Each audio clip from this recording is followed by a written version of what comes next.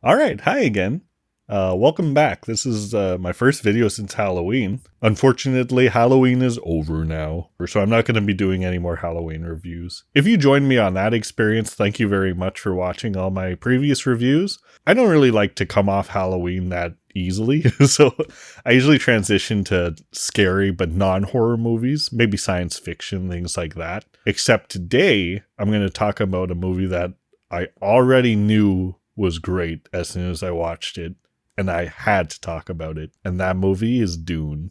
And if you're new here, don't forget to like and subscribe if you want to see more content and enjoy this video. Now let's get started. In the past couple of weeks since Dune has been out, I'm sure you've seen hundreds of reviews about it, but I just adored this movie so much that I thought I'd give my 2 cents. So thank you for watching this. And just to preface, my experience with Dune is purely from the Dune 2000 RTS game. I have no idea what the story is about. I've never seen the 80s movie, though I am aware of it. And I've never seen the 2000s, I think it was a TV miniseries. So I'm going into this totally fresh. And coming into it as somebody who has no ties with Dune, I can say that this is easily my best movie of the year. And it's probably one of the best movies I've seen in the 21st century, which is saying a lot. I am a huge fan of Denis Villeneuve. I think I said that right. I looked it up before the video. Although I did only get into him late. Honestly, within the past couple of years, I've seen most of his movies. I was already a huge fan of Sicario and Blade Runner 2049, but I recently watched Prisoners and Enemy, and easily, like, all of them are very high rated films for me, especially Arrival as well. That's another solid movie. It's a very good catalog to choose from, really. And I really can't wait to see anything that he puts out. He's one of the best directors working today, easily. So going into Dune, I expected the exact same thing that I got with Blade Runner 2049. A sophisticated, high concept science fiction with excellent cinematography courtesy of Roger Deakins, who works on pretty much all of Villeneuve's movies. And that's exactly what I got. I was ecstatic. Alright, so brass tacks, let's get down to the synopsis. Dune is set in the extremely far future, I believe 8,000 years from now, where humanity has expanded past our solar system and has already lived for hundreds of generations on different planets. At this point, so far into the future, basically all of civilization is ruled by a universal emperor who's referenced constantly in the movie, but we never get to see him. So I'm really excited for how they're building him up for part 2. But for part 1, we get 3 main groups. House Atreides, who are seen as the shining example of a just and chivalrous people, with one of the best trained militaries in the galaxy. House Harkonnen, the brutal and vicious rulers of Arrakis, and the Fremen, the native and nomadic people who live on Arrakis. Just from these 3 groups alone, from the set design, the characters, and their personalities, we get 3 very distinct actors who will come into clash later into the movie. House Atreides lives on a beautiful planet mostly made up of oceans, who are likely representative of the Allied powers during World War II, even sporting a very traditional military garb in the US or UK military, and heavily believe in altruistic values like honor and diplomacy. House Harkonnen is the opposite, and could easily be seen as the Axis powers from World War II, or even with this adaptation, the darker side of the Western military. It's almost like they love having just the evil look. I mean, look at this pet they have. Disgusting. The Fremen are basically just any typical indigenous group that a civilized people come to cultivate. They are heavily based in traditions and mythicism, though some of their practices could maybe be seen as barbaric, and they are totally acclimated to their desert world that they live on, with its very harsh terrain. So why do the Fremen and the planet Arrakis matter so much?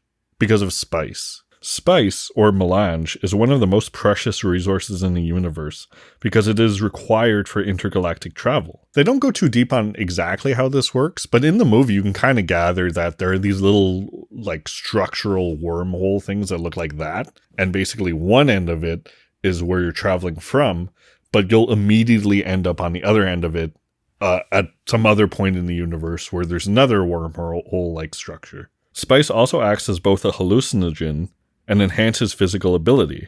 This is what makes the Fremen capable fighters, and prolonged exposure has also given them their signature blue glowing eyes. Since this movie is like 70% plot, I really implore you to just go watch it yourself from this point. if you do want a basic summary of the plot, it basically boils down to this. House Harkonnen is currently in control of spice harvesting, refining, and exporting. But then the Emperor decides to give this fiefdom over to House Atreides instead. And the rest of the movie is basically just the conflicts that arise out of this power exchange. And there's some shady political gains going on as well that they kind of hint on. While this is going on, there's also a subplot about the main character, Paul Atreides, who's played by Timothee Chalamet. Paul is the current heir to the House Atreides. His father is played by Oscar Isaac, who is the head of the house, and his mother is played by Rebecca Ferguson, who is a Bene Gesserit. The Bene Gesserit is a sisterhood of very powerful women who have both political pull and mystical powers, basically. They have this voice that they could use that just straight up controls other people. It's pretty crazy. Lady Jessica educates Paul on these powers, believing that he's some sort of a messiah that the sisters have been trying to cultivate over hundreds of generations and centuries. And that's really the entire basis of the plot you need to know. There's a crazy and shady power exchange going on, while the main character is going through some next level shit. Now let's talk about some criticisms, because despite this movie still getting some good ratings, I think for some reason it misaligns with where I think it should be. Unfairly. I don't think anybody is criticizing how true to concept or how much of a technical masterpiece this movie is. And honestly, even if it were lacking in any other areas, this movie could easily be carried on its filmmaking quality alone. But the main critique I keep hearing is that this movie just acts as a prologue to the next movie. And all I have to say about that is, so? How is this really even a critique? To me, going in fresh, I have nothing to base this off of. So everything's brand new to me. And I really enjoyed it just as its own standalone movie. Although I did know that there was a part 2 coming up. After all, it tells you at the very beginning of the movie, it's titled Dune Part 1. I do think it would be crazy if we didn't get a part 2, because apparently, part 2 relied on part 1 being a success. But I think that this criticism really just boils down to expectations. I was expecting Dune to be a visual and auditory masterpiece, which it is. I was expecting Dune to deep dive in a very rich lore and have very advanced world building, which it does. I was expecting fantastic performances by one of the best casts wrangled together in the past 20 years, and I got it. Although I will concede this point. After about an hour and 45 minutes, the movie kind of loses steam a little bit, until at least the final few scenes. There's kind of this little slowdown, but that's really it. For a 2.5 hour movie, I paused it to go to the bathroom, and I didn't even realize I was like an hour and a half in already. It goes by really fast, and it really engages you. I actually kind of just wish it was longer. Although I do see how some people could see the end third of the movie as anticlimactic. And these are just my thoughts on that. As I was watching the movie, it felt very episodic to me. Like maybe every 30 minutes to 45 minutes was its own episode, or even a chapter, really. When you think about it like that, then it kind of doesn't feel like you got ripped off of the next half of the movie. It just feels like, okay, I got like the first 3 episodes. There's going to be another 3. And right now I'm at the mid-season finale, or even just the season finale. So it's almost like a micro miniseries, basically. And my second point I want to make is that this is not your standard beginning, middle, and ending story, which I was surprisingly okay with, because usually I hate that shit. I would even say the climax of the movie doesn't come here. It comes around here. Is that wrong? No, not at all. We don't need to just see the hero's journey hundreds of times. That's not the only way to tell a story. And Dune offers something a little more fresh. But don't worry, because it's very familiar as well. The characters don't talk in like a very high fantasy style. They talk very groundedly, like how you and I would talk. They make jokes with each other. They play coy with each other. Like, they're very relatable people, and I love that type of science fiction. And I think that Denis Villeneuve took in a very good direction by making the characters very grounded. And I think one thing that people might be worried about because of the length of the movie that it's a slow burn. And I can promise you it's not. There are enough adequate fight scenes and action scenes evenly distributed between the movie.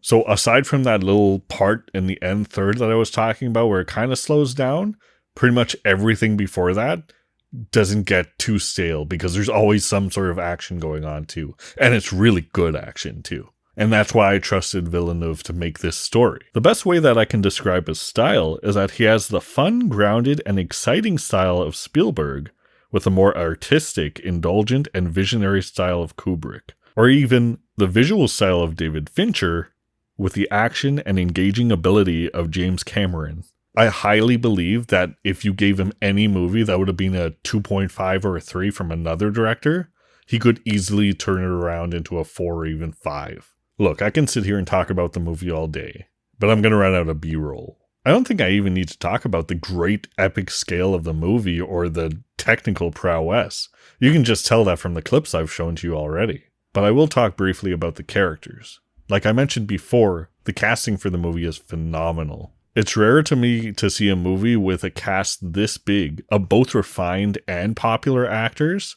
and for me to love every single character. But Dune does this. Standouts to me are Oscar Isaac, Stellan Skarsgard, and Jason Momoa. I'm not the biggest fan of Oscar Isaac. I didn't really like Poe from Star Wars, but I really enjoyed him in this movie. He plays the very regal, very refined head of House Atreides, but he's also very hands-on. And despite playing a competent ruler, he also plays a very loving husband and a very role model father. Stellan Skarsgard plays the head of House Harkonnen, Baron Vladimir Harkonnen, an obese, cruel, deceitful ruler who constantly promises bargains with a monkey paw-like approach. And Jason Momoa probably plays my favorite character in the movie, who I assume is a lot of people's favorite character, Duncan Idaho. Idaho is just basically the biggest badass in the universe. That's the best way to describe him. But what's funny is that Jason Momoa is basically just playing himself, playing Duncan Idaho. Like, I don't even think they did his makeup or anything or cut his hair. Like, it's just Jason Momoa, but it's not Jason Momoa. It's like this new character. I don't know.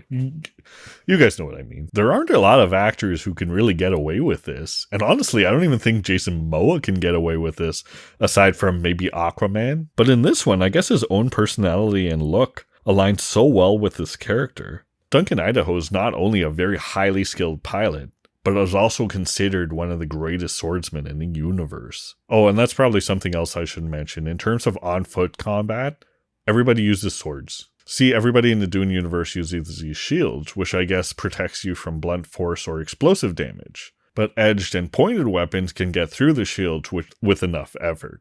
Even when they do actually use guns, they just shoot these little darts that self-drill through the shields, which is kind of a cool touch. I like that. Later in the movie, they introduce the Sardaukar, the Emperor's Blades, who are the top of the top fighters. They're one of the few armies better skilled than the Atreides, except for maybe Idaho, and possibly Gurney Halleck, played by Josh Brolin, who is like a leader of the army or something like that. This is also one criticism that I have personally. I would have loved to see more of Josh Brolin's character.